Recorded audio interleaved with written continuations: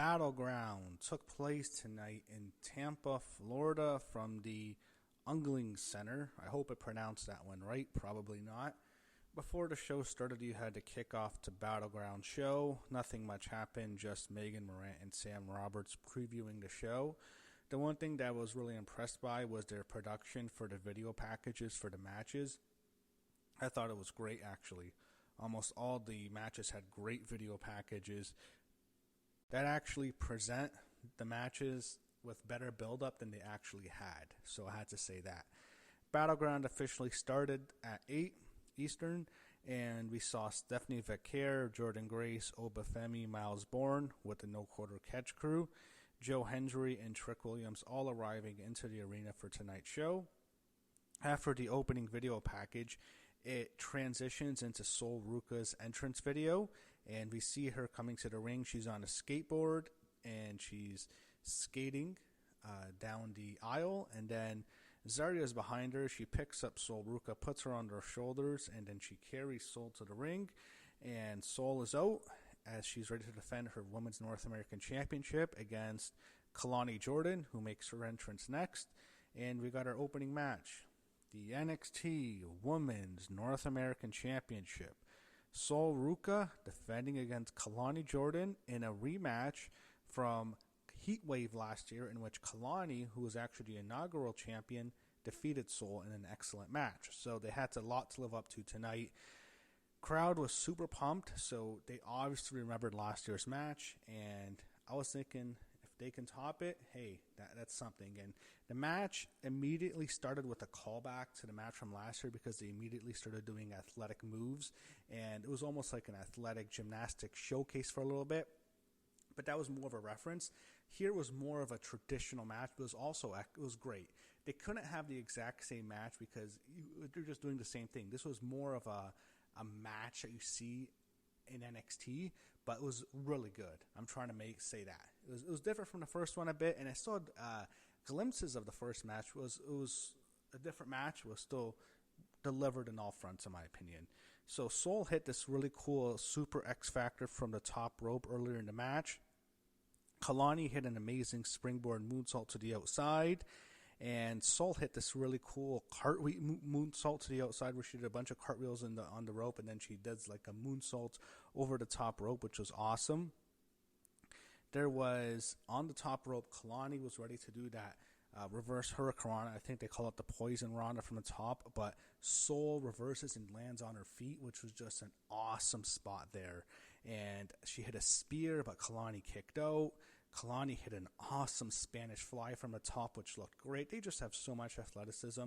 I was just thinking, watching this match, I wish these two have 100 matches together when they're all said and done, because they're both so athletic and they just work really well together. It's one of those things where some wrestlers just have chemistry. I think these two, they're Kelani Jordynne and Sol Ruca are basically wrestling soulmates in a way. They just have so much chemistry. It's really incredible to watch.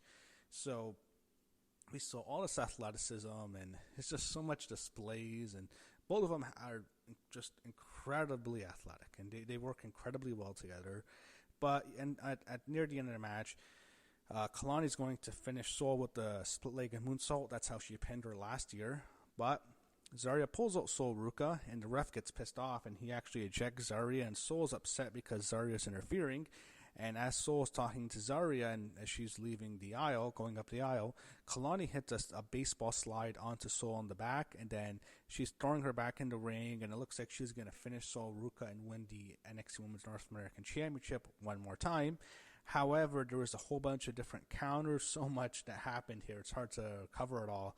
Eventually, Kelani's down in the ring, and then Sol goes to the top rope, and she usually does the Sol Snatcher when she uses like the rope as a springboard, but instead she's on the top rope and she does a Sol Snatcher from the top onto Kelani Jordynne, who just got up. It was an incredible spot. 1, 2, 3, Sol Ruca defeats Kelani Jordynne, avenges her loss from last year's show at Heatwave. An excellent match. These two, as I said, amazing chemistry. Both have very bright futures in WWE.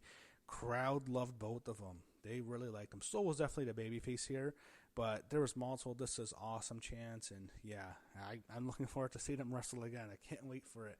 I hope it's every year. I think by next year at this time, I hope to see both of them on the main roster. I think that's probably due by then. But yeah, these two, they just have certain chemistry. It's unmatched, I think, with the women right now in NXT.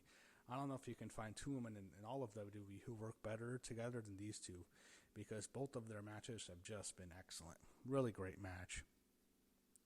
So we go backstage, and Ava is talking to a couple of AAA Lucha ladies, and they're doing that to hype up the show in 2 weeks, which is the Worlds Collide show. Sarah Schreiber is talking to Mike Santana of TNA, and we see JC Jane and Fallon Henley yelling at each other in the background, and they spent the whole show yelling at each other. We don't know what they're saying. The entire show, basically, they're yelling at each other. It's just funny. You had the No Quarter Catch crew interrupt them, particularly Charlie Dempsey, and he was angry, and then you saw one of the other guys shake his hand, and they're setting up him against Mike, and then you had, I was just watching Fallon and JC, to be honest, for most of the segment. They show us the sights and the skyline of Tampa, Florida. Then we get the 6-man tag match. Hank and Tank, your NXT Tag Team Champions, teaming up with Josh Briggs against the Culling, Brooks Jensen, Niko, Vance, and Shawn Spears, who the fans all thought was Ty Dillinger. And Izzi Dame was in their corner. So the faces at first hit this really cool triple dive. I think Briggs hit he jumped off the apron while there to hit 2 suicide dives, which was a cool spot. The fans were chanting 10 to troll Shawn Spears, and I was thinking, you know what, this is Tampa. This is the old FCW developmental program. Remember FCW? So this is Tampa. I wonder how much they remember of everyone. I think they probably have good memory. And Tampa has a history with WWE, and their performance was never a performance. Their developmental territory was Tampa before they moved to Orlando, and I think they won't be in Orlando for much longer. I assume one day they're going to Las Vegas, but that's a different subject for a different time. So you had multiple splashes, so much harder to keep up with all of them. You had, I think the referee it wasn't the ref's fault. Someone was late to break up a pin, so the ref took the heat from the crowd. They started chanting, "Referee sucks."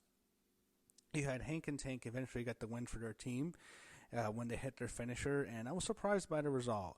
I was thinking, where does the Culling go from here? And the post-match, Culling immediately attacks Hank, Tank, and Briggs, and then you had Shawn Spears tell Izzi Dame to get him a chair, and when she goes to get the chair, she is immediately facing resistance because she realized someone's pulling the chair away from her, and that happens to be Inamura, who was back. I thought he was gone. I thought he was going back to Noah. He grabs the chair from her, he takes it in the ring, and he uses it against the Culling, and they retreat, and he stands tall. Him and Briggs hug. They're reunited, and I assume we're getting Briggs and Inamura against Hank and Tank. That's going to be a great freaking tag match. I'm looking forward to that. Maybe we get that. I don't think I want to wait till Heat Wave. Maybe we get at the Great American Bash, which, by the way, I believe is just an NXT special. So you had Sarah Schreiber interviewing Ethan Page backstage and about his title match with Ricky Sainz. And then you have Ava come in and tell him that they will open the show on Tuesday. And I was thinking, obviously, this was all set up for Tuesday in Tampa, not Orlando. And then they had to move it, but they're still promoting the hell out of the match because they want to pop a rating. And they want to do a good rating, I think, to make up for having to move the show on Tuesday, or for this Tuesday. And she also announced that in addition to opening the show, the winner will defend their title at Worlds Collide against a AAA opponent. So up next was Tony D'Angelo the Don against Channing Stacks Lorenzo. Okay, so one thing I loved about this, the video package. I loved when we saw Stacks turn, they immediately started playing Ave Maria. It's one of my favorites.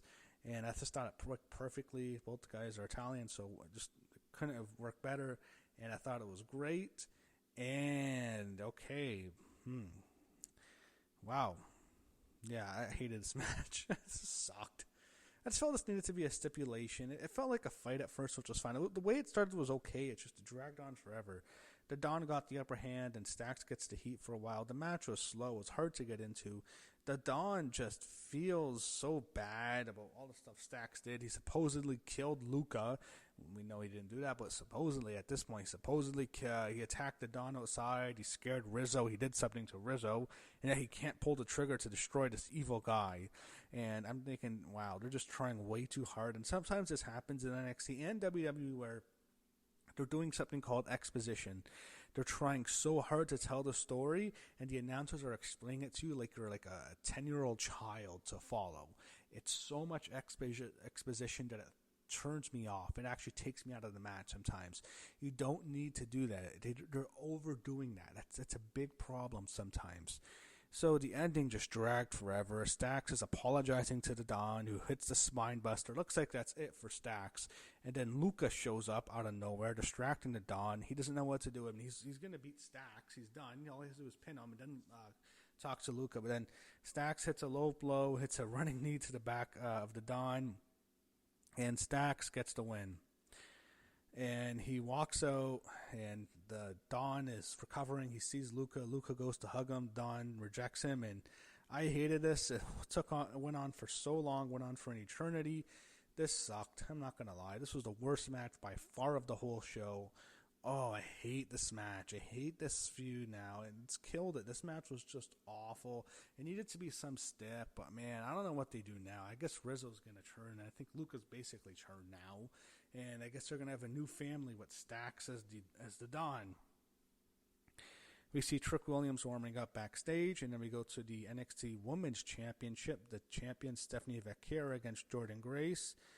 So you had a big pop for LRMania, the Dark Star, Stephanie Vaquer, your NXT Women's Champion, and a total superstar in Tampa, as she's a star wherever this woman goes. She one day will become the top female star in WWE. I am telling you, she has all the tools. She's beautiful. She's just a likable. How she wrestles as a total babyface. She's a star, man. You can just tell it. So, at first you had Jordynne Grace get a lot of heat when she countered a Devil's Kiss by rolling out of the ring, and she keeps Stephanie on her shoulders because she's so powerful, and then she hits an electric chair onto the announce booth, which was a cool spot. And Jordynne Grace gets the heat here. Her character's not a heel, but she was just going to be a heel. Anyone who faces Stephanie Vaquer is a heel. I don't care who you are. And then Vaquer makes her comeback. Finally, Stephanie Vaquer hits the Devil's Kiss, and the fans erupt. They're doing the with Booker T. It is so loud when she does that. It's like one of the most over moves in the whole company, and they just love it. There's a loud, this is awesome chant. And they're so into this now. This is where the match really picked into the second gear after she hit the Devil's Kiss. Stephanie actually survived a cool superplex by Jordynne into a jackhammer. So it's basically a superplex on the top rope. Then she keeps it in with the superplex. Then she hits a jackhammer. She got out of that. I think she got out of a powerbomb as well from Jordynne Grace. And there was these really cool reversals into tombstones. No one actually hit the tombstone, but they kept teasing it. I don't think you're going to see anyone hit the tombstone in WWE that's not Undertaker. Just don't see that move. Eventually, Vaquer drove Jordynne Grace through the barricade on the outside, and I thought, all right, that's it. She's going to hit the SVB, and that's it. She hits the SVB, 1, 2, oh my God, Jordynne Grace kicks out of the SVB. No one's ever done that. I was thinking, oh shit, they're not going to actually beat Stephanie Vaquer, and I'm thinking it could easily happen because they might want her on the main roster because she's a star right now, and, you know, they have the women's PLE Evolution coming up, which I'm sure she'll have a role on, and I'm thinking they might, you know, take the belt off her to put her on the main roster. Look how they fast-tracked Julia to the main roster, and I was upset we didn't get a long-term feud of Vaquer and Julia, but man, Jordynne Grace here, she more than delivered. Anyway, getting back to the match, near the end, they both end up on the top rope, and Jordynne Grace is looking for a German suplex from the top, but eventually Vaquer hits some elbows and knocks her off the top rope. Stephanie Vaquer is all alone, and then she hits an incredible spinal tap. Wasn't expecting that. She hits a spinal tap on Jordynne Grace. 1, 2, 3. Stephanie Vaquer wins, and she uses the spinal tap. Didn't use the SVB. Spinal taps are just more of a babyface move, so I get it. She wins in an excellent match. As I said, Vaquer will be the top female star in the company. She has all the tools. Jordynne Grace delivered here. She needed this match. I think this elevated her more than anything. It gets her over with the NXT audience. This was much better than the match he had with Roxanne Perez, I thought. This was awesome. Then at the end, you had Vaquer staring down the AAA girls in the crowd, and that was not the last we'd see of him. And just can't say enough good things. Just awesome. We see Hendry warming up backstage as he defends his TNA championship. Sarah Stryber's in the ring to interview Ricky Saints. I'm thinking, man, they're promoting the hell out of this match. They're making it like this is a major match. And it is a big match. This was going to be a big match in Tampa. But, I mean, they had to move it to the Performance Center in Orlando. You can't run a city 4 nights in a row. It's just too much. And if all the shows were of this quality, maybe. But if they're going to be more like we saw last night, yeah, I don't think so. Anyway, I just assumed they wanted Ricky Saints featured in Tampa, so this is how they got him on the show. And Ethan Page jumps him in the interview. The interview is just basic. Schreiber's just interviewing him. He takes the mic later, and then Page jumps him, but then Ricky fights him off. And as they're breaking him up, Ricky gets a crossbody onto Ethan Page and a whole bunch of security on the outside, taking everyone out just to promote the match on Tuesday. Next, and by the way, they never used PLEs to promote TV matches as much. They did it tonight. I got to give them to it. They really want you to watch on Tuesday. Next, the NXT Championship. Oba Femi against Myles Borne. So the video package made Myles look like a total babyface. Myles makes his entrance with a no-quarter catch crew, and they had Charlie Dempsey basically dead-eyeing him, and they go to the back, and Myles is all alone. And you had Femi make his entrance, and at first it seemed like the fans were more into Oba Femi, but that was certainly not the case by the end of this match, because they made a start here tonight. This was a star performance that NXT did tonight. So Oba Femi's killing him to start the match. Oba just gets the heat forever, and then finally Myles makes a comeback, hits this really good senton to the outside, and then he makes just a great comeback. It's hard to say anything else. He's getting all this offense in, and the fans just really get into Myles. They want to get him over. They made him as sympathetic as possible, and it was more than that here. They actually made him look like a star. And by the way, he just happens to look like Randy Orton, which is funny. I mean, I know he's a big star, a big fan of his. It has to be, but I mean, he just looks exactly like the guy. Myles actually kicked out of a fall from grace, which I was shocked. That was a big holy shit, and you were thinking to yourself, maybe. Then I thought, nah, they can't do it. It's not the time right now. But eventually, he should be Oba. Maybe if Javon Evans beats Oba Femi, I don't know. But one day he will be NXT champion. And eventually, Myles took more punishment from Oba Femi, who then hit into fall from grace. And then he hit a third fall from grace for good measure, pins Myles Borne 1, 2, 3. They did a great job of getting Myles Borne over for the future. As I said, I believe he's a future NXT champion. And at the end, as Oba Femi's walking down the aisle, he looks back and nods at Myles Borne, who now nods back. And they did just a great job of making him a super babyface. They see a lot in him, as they should. And I think Myles Borne has a bright future ahead of him. As for Oba Femi, I assume Myles Borne's now he's going to get turned on by Charlie Dempsey, and he'll feud with them. I think Oba goes to feud with Javon Evans now, probably. They go backstage, and you have Stephanie Vaquer yelling at the two AAA checks. And then JC Jane, who's still mad at Fallon Henley. You see JC and Fallon yelling at each other backstage. They're still yelling at each other. They must have just spent like 3 straight hours yelling at each other, because like they're pointing at each other. And then JC randomly slaps Stephanie, and then they break up a brawl between them backstage. I'm thinking, all right, Vaquer needs some partners. I guess JC, these two ladies, whoever their names are, they team with JC and Fallon. Then maybe Vaquer gets Jordynne Grace. I don't know who else she'd get. I'm guessing that's what we're getting. But I think this is obviously leading to Stephanie Vaquer having a match, some sort of tag match with these two women for the Worlds Collide show in 2 weeks. So Vaquer's obviously going to be promoted on that show. She's going to be featured. We know that. They run down Tuesday's show to promote it, and then we get our main event, the TNA World Championship, headlining a WWE PLE.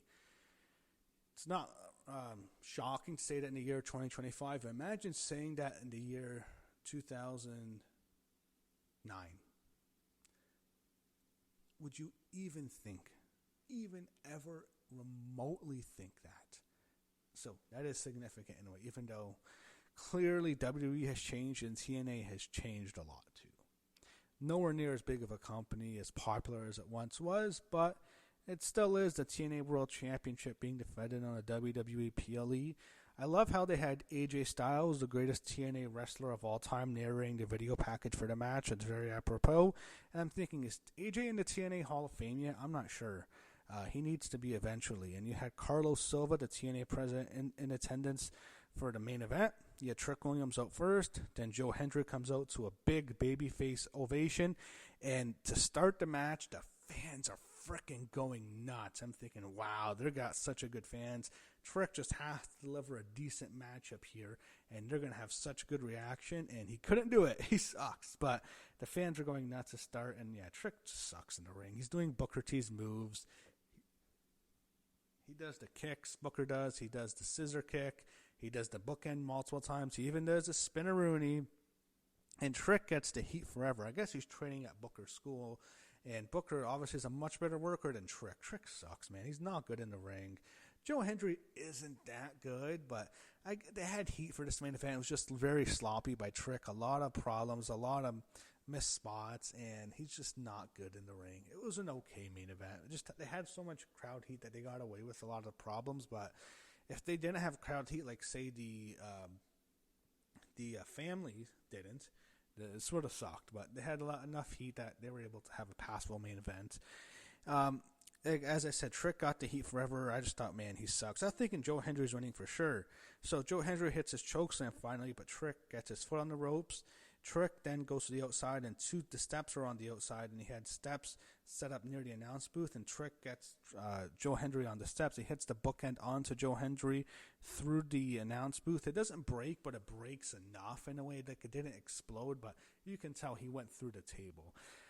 And then he hits a Trick shot. It looks like that's it, but then Joe Hendry kicks out, and I'm thinking Trick is making so much mistakes. He's going way too fast at some points. It's just not good.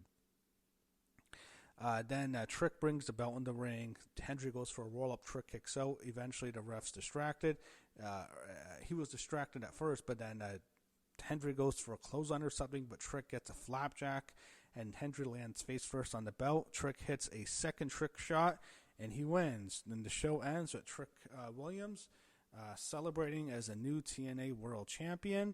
And overall, I think that's a good move for TNA. I think it's better for TNA like this because it sets up a match in TNA with Joe Hendry going back to win the TNA Championship from Trick Williams, and they can have actually a great match. And they can actually do it on the TNA pay-per-view. That'd be smart. And Joe Hendry eventually wins the belt back, and it absolutely gets more interest. I mean, if you just have Joe Hendry after he beats Trick Williams going and defending the TNA title against someone else, versus Joe Hendry going back to win the TNA title from NXT star like Trick Williams, it's a much bigger match that way. So actually, I think this is good for TNA. I don't mind Trick Williams winning, and I think Hendry eventually will get the belt back, but eventually Hendry is going to the WWE. Joe was just very over.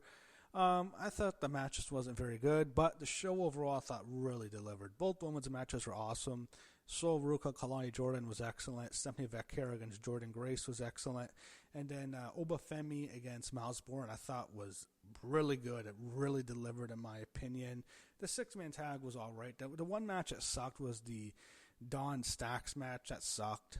And the main event was just all right. It was the best you can get out of a Trick Williams match. The guy sucks, but the match wasn't that bad. So I thought Battleground overall delivered. It's impossible for NXT this year. It seems to have a bad show, like a bad special event show. All their TV specials have delivered, and all the PLEs, Vengeance Day, Stand and Deliver, and Battleground have all delivered this year. So this really good show. And even though I don't think NXT is really hot, the TV show, all their events really do deliver. So you have to give them that. And we'll see what happens next. And by the way, I will be watching this Tuesday and reviewing it because they didn't let you forget that they have a big show this Tuesday. It might not be in Tampa, but it's in Orlando. And they did a good job of hyping up Tuesday's show, so we'll see what happens then.